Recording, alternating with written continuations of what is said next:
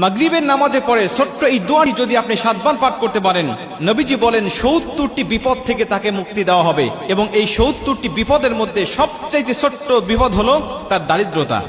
নবীজি সাল্লাল্লাহু আলাইহি ওয়াসাল্লাম তিরমিজি শরীফের 3601 নম্বর হাদিসের মধ্যে বলেন যে তোমরা এই দোয়াটি নিয়মিত পাঠ করো। এই দোয়াটি যদি কেউ নিয়মিত পাঠ করতে পারে, আল্লাহ পাক তাকে 70টি বিপদ থেকে হেফাজত করবে।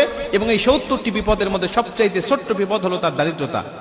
দারিদ্রতা হলো আমাদের জীবনের সবচেয়ে বড় বিপদ। আর নবীজি বলছে 70টির মধ্যে দারিদ্রতাই হলো ছোট্ট বিপদ। তার মানে আরো বড় বড় যত বিপদ আপদ বালা মুসিবত রয়েছে, আল্লাহ সব বালা মুসিবত থেকে আমাদেরকে হেফাজত করবে।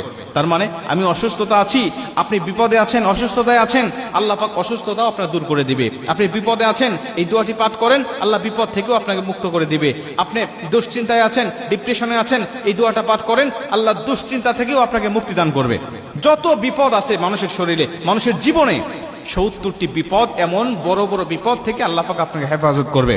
রাসূল সাল্লাল্লাহু আলাইহি ওয়াসাল্লাম বলেন, হযরত আবু হুরায়রা রাদিয়াল্লাহু তাআলা আনহু বর্ণনা করেন, রাসূল সাল্লাল্লাহু আলাইহি ওয়াসাল্লাম বলেন, তোমরা লা হাওলা ওয়ালা কুওয়াতা ইল্লা বিল্লাহ এই দোয়াটি বেশি বেশি পাঠ করো, কেননা এটা হলো জান্নাতের রত্নভাণ্ডার।